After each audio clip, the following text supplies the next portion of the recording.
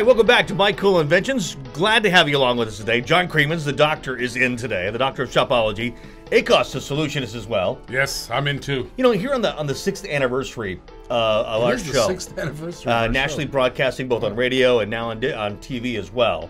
Out of Invention One Studios. You know, you and I have had a chance throughout the years to really meet some of the more interesting people. Yes, people we that have. actually have helped the inventive industry, right? And these are guys and gals that, you know, do what they can for the inventor. And we met up actually an IP lawyer, an intellectual property lawyer. That is not an unknown name. As a matter of fact, and what we found out as we looked into Vincent LoTempio, who's going to be joining us here in a second. He actually, if you remember, you know the show $1 Million Geniuses? Yes, I remember that show. Okay, so $1 Million Geniuses, this guy was on it. Really? He actually helped out the guy, you remember the guy with the selfie stick? Get out of town. That guy. That's an invention that proliferated all around the world. It was everywhere, right? Right. And that's pretty cool. Matter of fact, I think we've got a clip on the show I want to show you, and we're going to welcome Vincent into the show today. Sure. Okay, let's take a look. Wayne is ready to meet with his patent attorney, Vincent LoTempio, to assess the potential of his idea. He was just so excited that this was going to be it. This was going to be his big idea. It's a big decision before you even know if you're going to sell unit 1, how much are you going to invest? Is this thing going to go out there and is it going to sell millions of dollars or is it going to be a flop? There's a lot of risk. The cost to travel back and forth to factories, engineering, patent costs. Wayne and Vincent decide that it is an idea worth taking to the next level. That's pretty cool, right? I love those things. I love the drawings that the patent lawyers do and stuff. I love because they're so detailed and things. Yeah. They don't look detailed on the surface, but when you get dig down and look at the descriptions and stuff, my goodness, they have to describe it exactly accurately in order to protect it, in order to stake the ground, as it were. And I think Vincent LoTempio did great, right? Fantastic job there. So let's welcome Vincent into the show today. And Vincent, thanks for joining us today here on My Cool Inventions. Hey, thanks, guys. I appreciate you having me on.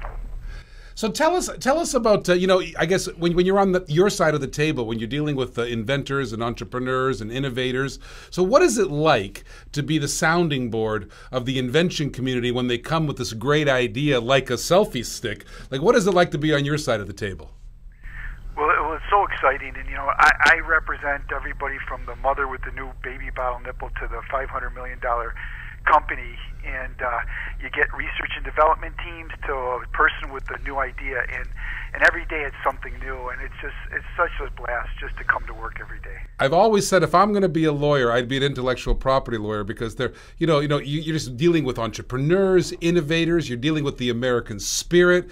I mean, seriously, that's what sets our country aside. I always argue with people about this. I've got relatives in Europe who say, "Oh, what's going on? You don't forget about manufacturing." I'll tell you what the real asset of America is: the entrepreneur, the innovator, the person. You don't believe me? Check out your cell phone. Check out your car. Check out anything that's influenced your life is usually an American invention. And you know what? Behind that American invention is a guy like you, a guy like Vincent, who is patenting and protecting and making sure those the entrepreneurisms, innovations actually can be protected and staked out for later, right? Yeah, no doubt. Vincent, for a lot of the folks that are watching today on Invention and Gadget channel and all of our digital platforms and even on radio today as well, I mean, go through this process with us, because I know there are a lot of people that say, okay, hey, I've got this great idea. I'm going to go tell my friends and family and anybody, and I'm going to start researching on it, and I'm going to tell other people about it. And by that time, there's a chance they could lose that invention, right?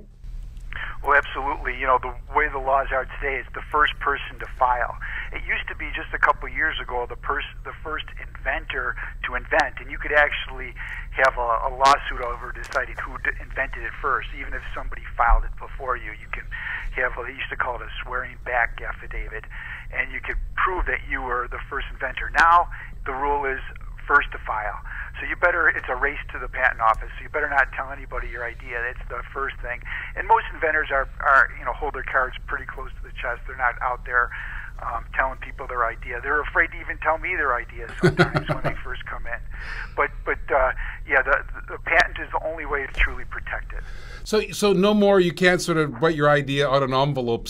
I've heard this how many times. Inventors come. No, I've protected myself. Yeah, I wrote it in a letter and I stamped it and I mailed it to myself. I go, seriously, that can't be working right? That's crazy. Yeah, that's not going to help you. The only way it might help you if there's a derivation proceeding. And derivation means that the person derived it from you, and if you can prove that somebody has stole it from you. But for the general public, no. That derivation proceeding is there for if you're working for a company and then you leave and then you go to try to file it yourself, or you're working for somebody else or with somebody else on it, you file it. You can have they call it a derivation proceeding to see who you derived it from. But that's probably the only evidence you can use to help you with that. But as far as the race to the patent office, you got to be the first person to file the patent application. So, Vincent, we have tens of thousands, in fact, hundreds of thousands of people who tune into our show. Can you tell an inventor, walk us through the steps? Tell us, what are the pitfalls an inventor might have? What is the benefit of teaming up with a person like yourself, Vincent, in registering the patent? Well, pretty much the standard procedure for us as patent attorneys in general is we get your idea and we do a patent search just to see what's out there. And there's certain rules. It has to be new. No one's ever done it before. It has to be useful. You can't get a patent on something that has no use, and it has to be a non-obvious improvement over what's already out there. So our patent search gives you an idea of whether or not it's out there and whether it's patentable. I call it the stop the bleeding stage. It's very expensive to get a patent, and to just get out there and file a patent application without doing any kind of research, it's probably a mistake. And so we do a search and we see if it's out there.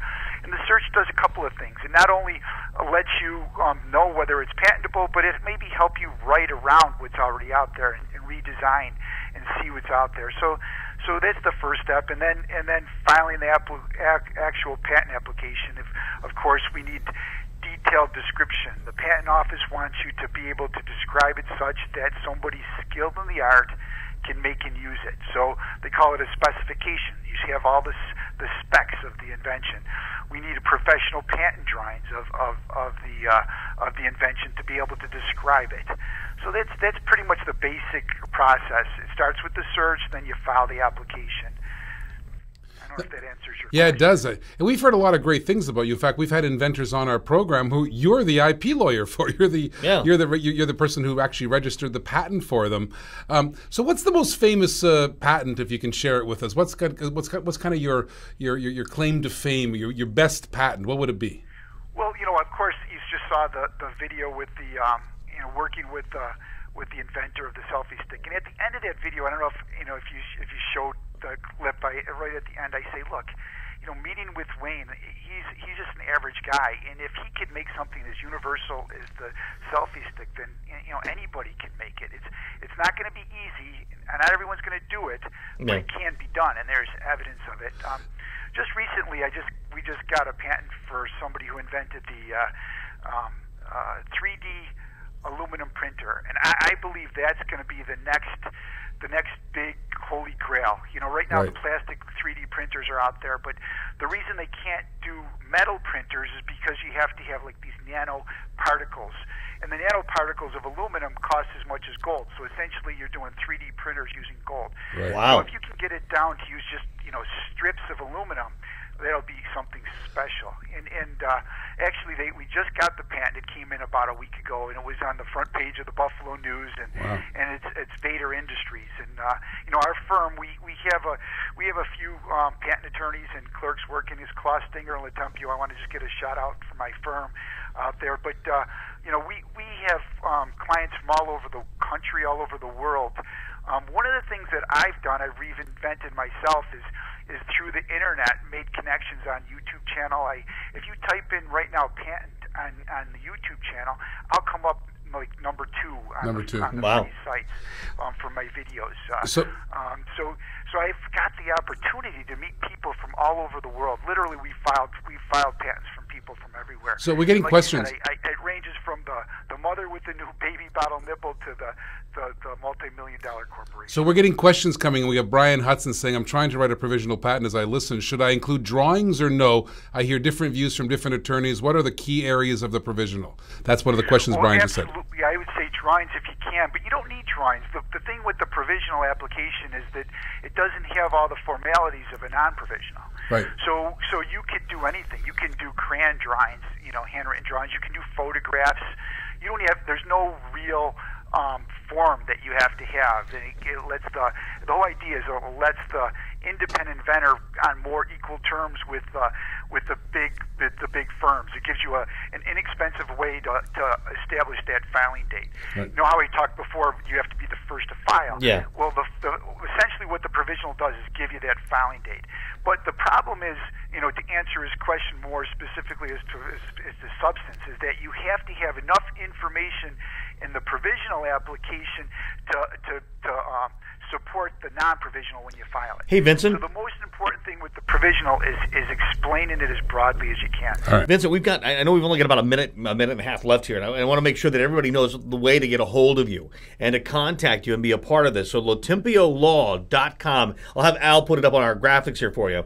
And you also have a 1-800 number, 1-800-866-0039, or LoTempiolaw.com, right? Yeah, and my number here in New York, and I know nobody pays long-distance calls with their cell phones now, is 716-853-1111, and that's an easy number to remember, 716-853-1111. So I hear you have a free 15-minute consultation if they call you. Absolutely, yeah. Just tell them you saw me here on the show, and I'll talk to you.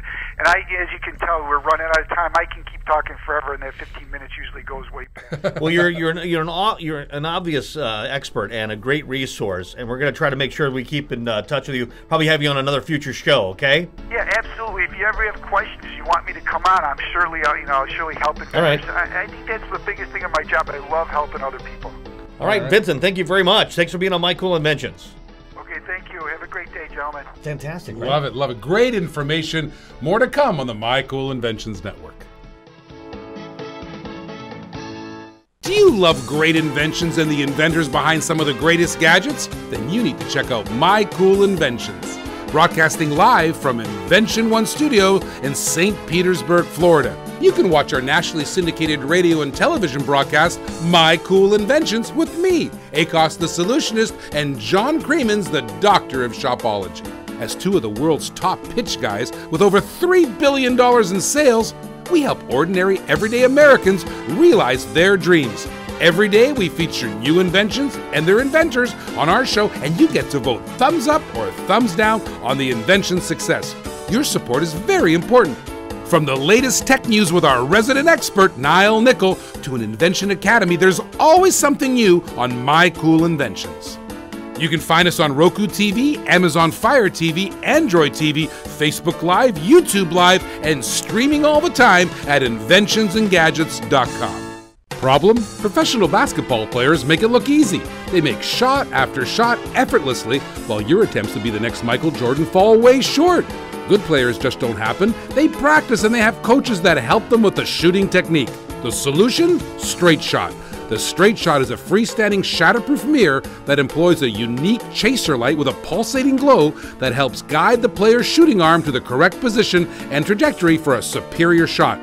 Through repetitive use, the Straight Shot trains the player the correct technique to be successful.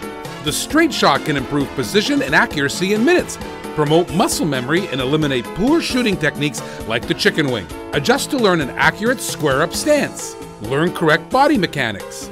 Inverts to a dry erasing coaching board. The inventor of Straight Shot is looking for funds to make his dream a reality. Make sure you go to Indiegogo and search for Straight Shot. You could help make this American inventor's dream. Make every shot with Straight Shot.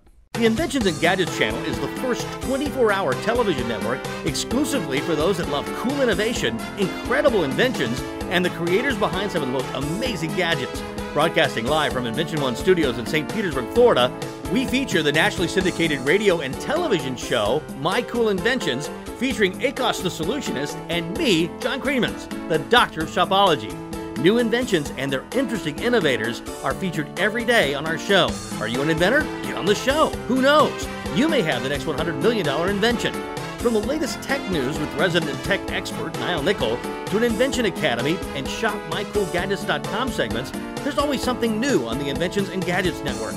To watch all of the great shows like My Cool Inventions and other great programming on Inventions and Gadgets, you can find us on Roku TV, Amazon Fire TV, Android TV, Facebook Live, YouTube Live, and then streaming 24/7 on InventionsandGadgets.com.